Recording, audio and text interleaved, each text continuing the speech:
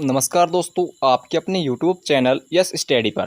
तो साथियों, आज सेशन हम बात करेंगे आपकी एसएससी सीएसएल और एसएससी एमटीएस के लिए। ठीक है दोस्तों, विशेषकर ये क्लास आज की एसएससी एमटीएस के लिए लेने वाली है। इस क्लास में दोस्तों आपकी एसएससी एमटीएस के जितने प्रीवियस क्वेश्चन है वो मैं डिस्कस करने वाला हूँ। ठीक है, यदि आप सेशन पर नए हो तो चैनल को सब्सक्राइब करना और बेल आइकन ऑन करना। ठीक है, तो साथियों आज का पहला क्वेश्चन आपका क्या है दोस्तों? पहला क्वेश्चन आपका कि तानसेन का मूल नाम क्या था? तो साथियों यहाँ पर जो तानसेन है इसका मूल नाम दोस्तों रामतनु पांडे था। क्या है दोस्तों? रामतनु पांडे। ठीक है, तो ऑप्शन नंबर साथियों इसका जो ए होगा ये आपका राइट आंसर होगा।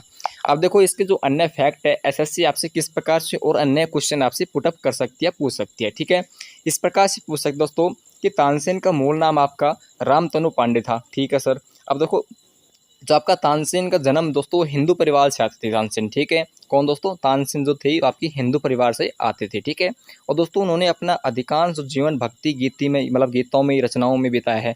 ठीक है, जो अधिकांश उनका जीवन दोस्तों उन्होंने भक्ति याचनाओं में अपना जीवन बिताया साथियों। ठीक है, और दोस्तों अकबर की नवरतों में शामिल थे। ठीक है, तानसेन दोस्तों एकमात्र हिंदू थे। दो अकबर देखो अकबर के जो नवरत्न थे उसमें बीरबल भी हिंदू थे और आपके तानसेन भी हिंदू थे। ठीक है, तो जो इसका जो करेक्ट आंसर इसके जो अन्य फैक्ट दोस्तों इस फैक्ट में आपके क्लियर कर दिए गए हैं। ठीक है, देखो अभी तक आपने चैनल को सब्सक्राइब नहीं किया है तो जल्दी चैनल को सब्सक्राइब करना है और बेल आइकन ऑन करना है, क्योंकि दोस्तों अपने चैनल पर अब कंटिन्यू आपकी एसएससी एमटीएस की क्लासेज चलाई जा रही है। ठीक है, और आपकी एग्जाम भी अगले महीने से स्टार्ट होने वाले हैं। तो साथ इसमें देखो तानसेन और अन्य जो इंपॉर्टेंट पूछ लेगा आपसे, राग मियाँ मल्हार की रचना दोस्तों 16वीं शताब्दी में तानसेन द्वारा की गई थी। क्या दोस्तों?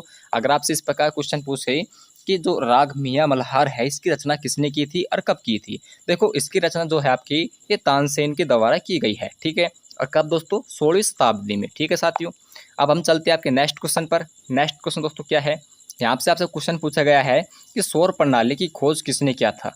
तो साथियों यहाँ पर जो सौर प्रणाली आपकी इसकी खोज दोस्तों आपकी कोपरनिकस ने की थी। किसने दोस्तों? कोपरनिकस ने। ठीक है, तो इसका जो सही उत्तर होगा दोस्तों आपका ऑप्शन नंबर बी इसका राइट आंसर होगा। अब साथियों इसके संबंध जो अन्य फैक्ट में आपको क्लियर कर देता हूँ कि सौर प्रणाली की खोज दोस्तों कोपरनिकस ने बिल्कुल पोलैंड ने किया था। ठीक है, अब देखो जो निकोलस है कोपरनिकस की एक खगोलीय शास्त्री थे। कौन दोस्तों? खगोल शास्त्र थे। कौन थे? Nicholas Copernicus. ठीक है, और साथ ही अगर आपसे पूछे कि इसकी खोज है कौन सन में की थी, तो 1516 में दोस्तों इसकी खोज की थी आपकी। ठीक है, तो दोस्तों इसका ऑप्शन नंबर है नहीं। ठीक है, तो इसकी जो खोज है आपकी 1516 ईस्वी में खोज की थी। देखो ये जितने मैं क्वेश्चन आपको कराने वाला हूँ ना, सारे के सारे क्वेश्चन आपके एसएससी एमटीएस के लिए काफ़ी इंपॉर्टेंट रहने वाला है। ठीक है, यहाँ से आपकी एसएससी एमटीएस में लगभग दोस्तों अगर देखा जाए तो 2 क्वेश्चन 3 क्वेश्चन यहाँ पे आपकी आराम से रिपीट होने की संभावना है। ठीक है, अगर आपने विश्वास नहीं है दोस्तों, अभी मैंने हाल ही में अपने चैनल पर दोस्तों यस स्टडी पर आपकी एसएससी सीएसएल की क्लास चल रही है। ठीक है, तो वहाँ से क्वेश्चन देख लेना और आपकी जो एग्जाम में क्वेश्चन आ रहे हैं वहाँ से देख लेना। ठीक है, फिर आपको एक बार विश्वास हो जाएगा। ठीक है, विश्वास करना पड़ेगा आपको। ठीक है, थर्ड क्वेश्चन दोस्तों आपका कि भारतीय संविधान सभा का गठन किसके अंतर्गत किया गया था? तो साथ ही आपका कैबिनेट मिशन जो आपका योजना है 1946 दोस्तों इसके द्वारा आपका भारतीय संविधान सभा का गठन किया गया है। क्या कैबिनेट मिशन योजना आपकी है 1946 द्वारा। ठीक है, तो ऑप्शन नंबर जो सी होगा दोस्तों वो आपका राइट आंसर होगा। अब देखो इसके जो अन्य फैक्ट में आप अन्य फैक्ट एक बार क्लियर करता हूँ आपके अन्य फैक्ट इसमें क्या है।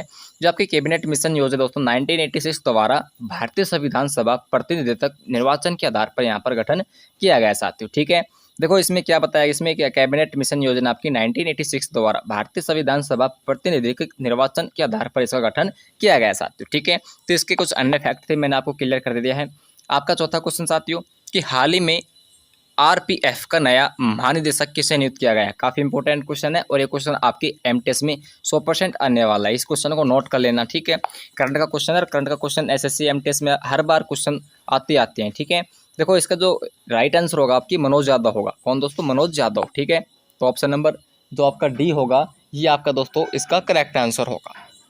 अब देखो जो इसके क्या है दोस्तों, हाल ही में जो आरपीएफ का नया महानिदेशक के रूप में यहाँ पे इसे नियुक्त किया गया है। कौन दोस्तों? मनोज यादव जी को। ठीक है, अब देखो सारे इसके जो अन्य फैक्ट है मेरे बार अन्य फैक्ट एक बार क्लियर कर देता हूँ कि इससे पहले आपके कौन थे। यदि आपसे पूछ ले कि चल हाल ही में अभी आरपीएफ का नया महानिदेशक मनोज यादव है, लेकिन इससे पहले कौन थे दोस्तों, पूर्व में कौन थे? देखो हाल ही में अभी आईपीएस जो आपकी आरपीएफ है अधिकारी मनोज यादव जी को रेलवे सुरक्षा बल आरपीएफ का नया महानिदेशक चुना गया है। बिल्कुल सर है।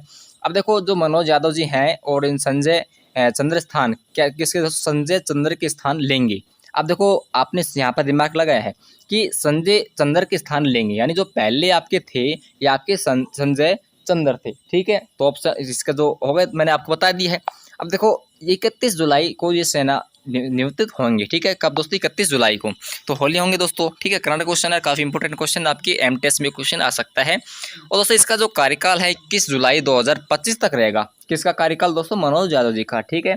तो इनका कार्यकाल दोस्तों कब तक रहेगा दोस्तों? 21 जुलाई 2025 तक रहने वाला है। आपका पांचवा क्वेश्चन दोस्तों, पांचवा क्वेश्चन क्या है कि हेनले पासपोर्ट इंडेक्स 2023 में भारत की रैंक क्या है? अच्छा, भारत दोस्तों जो पासपोर्ट के अगर मामले में देखिए हम, भारत कौन से स्थान पर आता है साथियों? तो 80 यानी कि 80 स्थान पर आपका भारतीय पासपोर्ट अवेलेबल है, ठीक है। तो आपका ऑप्शन नंबर जो ए होगा वो आपका करेक्ट आंसर होगा। अब देखो इसके कुछ अन्य फैक्ट, मैं अन्य फैक्ट एक बार क्लियर कर देता हूँ आपके। चलो, भारत तो है जो 80 नंबर पे है, लेकिन पहले दूसरे नंबर तीसरे नंबर पर कौन है, ठीक है। देखो जो आपका प्रथम नंबर पर आपका सिंगापुर आता है, सेकंड नंबर पर जर्मन, इटली, स्पेन आता है, और तीसरे नंबर पर आपका जापान आता है, ठीक है। और दोस्तों जारी कौन करता है? इसे जारी करता जो आपका है हेनली एम पार्टनलेस, ठीक है। और जो मुख्यालय दोस्तों लंदन है। अगर हाँ सर पाकिस्तान देखें हम, पाकिस्तान दोस्तों आपका 100 नंबर पर आता है, रशिया 101 पर है, इराक 102 पर। तो ये न फैक्ट थी, आपसे क्वेश्चन इस प्रकार पूछ लेता है, कुछ रेयर कंडीशन में क्वेश्चन आपकी पुट अप हो जाते हैं, ठीक है। लेकिन दोस्तों आपको नॉलेज लिए ध्यान रखना चाहिए क्वेश्चन भी, क्योंकि ये क्वेश्चन करंट का क्वेश्चन होता है, काफी इंपॉर्टेंट भी होते हैं आपके लिए। नेक्स्ट जो आपका क्वेश्चन दोस्तों छठा क्वेश्चन है कि भारतीय संविधान में राज्यों के नीति निर्देशक तत्व है वो किस देश से लिया गया है? जो आपका राज्य की नीति निर्देशक तत्व दोस्तों ये भारत के संविधान में कहाँ से लिया गया है? इस क्वेश्चन को जो राइट आंसर दोस्तों वो मुझे आप कमेंट बॉक्स में लिखकर बताना, ठीक है। अब साथ ही जो इसका जो अन्य फैक्ट मैं एक बार आपको क्लियर कर देता हूँ कि भारतीय संविधान में राज्य की नीति निर्देशक तत्वों की संकल्पना आयरलैंड के संविधान पर आधारित थी। चलो आपको पता ही लगा होगा अब तो, ठीक है। मैंने बता दिया क्या दोस्तों, यहाँ पर दोस्तों जो आपकी नीति निर्देशक तत्व ये आपके आयरलैंड के संविधान से लिया गया है साथियों, ठीक है। अच्छा, भारत में एक चीज़ बताना मेरे को कि भारत में खुद क्या बनाया है, ठीक है, ये बताना आप। क्योंकि अगर देखा जाए मौलिक अधिकार कहाँ से है, ठीक है, बहुत सारे संविधान से बाहर से पुट अप हो रहे हैं। तो आप मेरे को ये कमेंट पर बताना कि भारत ने खुद में क्या निर्माण किया है, ठीक है। आपको जितना संविधान निर्माण में कितना समय लगा था, तो उसमें यही समय लगा था कि भारत के मतलब दूसरे संविधान से पुट अप उठा कर लिखना है, ठीक है। तो मुझे आप कमेंट बॉक्स में लिख के बताना कि भारत का ऐसा क्या बना है, ठीक है। अच्छा, इसमें दोस्तों क्या है, संविधान में इसे जो भाग 4 अनुच्छेद 36 से 51 तक इसमें उपलब्ध किया गया है, ठीक है। तो ये आर्टिकल आपसे पूछ सकता है, ठीक है। नेक्स्ट आपका सातवां क्वेश्चन दोस्तों कि विश्व का सबसे बड़ा मरुस्थल कौन सा है? तो साथ ही जो आपका सहारा मरुस्थल है ना, सहारा मरुस्थल, मैंने आपको क्वेश्चन कई बार करा चुका हूँ। सहारा क्वेश्चन जो आपका मरुस्थल दोस्तों ये सबसे बड़ा मरुस्थल है, ठीक है। तो ऑप्शन नंबर जो सी होगा दोस्तों ये आपका करेक्ट आंसर होगा। अच्छा, जिसके संबंध अन्य फैक्ट दोस्तों, अन्य फैक्ट क्या है कि सहारा जो मरुस्थल ये सबसे बड़ा गर्म मरुस्थल है। और अगर आपसे इसका क्षेत्रफल पूछे तो 3.6 मिलियन वर्ग मील है।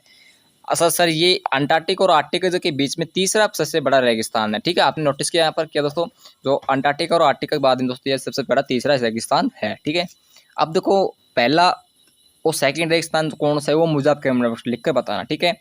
यह उत्तरी अफ्रीका में स्थित है साथियों। कहाँ पर? ये उत्तरी अफ्रीका में, ठीक है।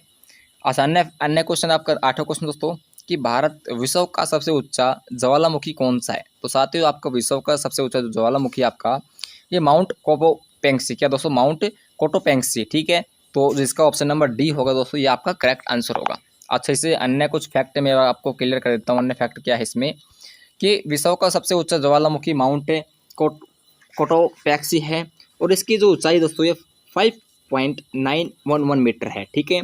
अगर माउंट ताल की बात करें हम तो 311 मीटर है। अगर हम बात करें माउंट किलिमंजारो की बात करें सर तो 5.895 मीटर है। माउंट एटना की बात करें सर तो 5.325 मीटर है, ठीक है। ये इसके अन्य फैक्ट है। सेशन अच्छा लग रहा हो तो लाइक करना, और चैनल पर नए हो चैनल सब्सक्राइब जरूर करना, ठीक है। आपका नेक्स्ट क्वेश्चन दोस्तों नेत्रदान में दाता की आंखों में किस हिस्से को, अच्छा ये क्वेश्चन ये इस प्रकार से है कि आप नेत्रदान करते हो तो नेत्रदान में कौन से भाग का यहाँ पर दान किया जाता है, ठीक है। चलो इस क्वेश्चन का राइट आंसर मुझे आप कमेंट बॉक्स में बताना, और सेशन कैसा लगा तो लाइक करना और चैनल को सब्सक्राइब जरूर करना।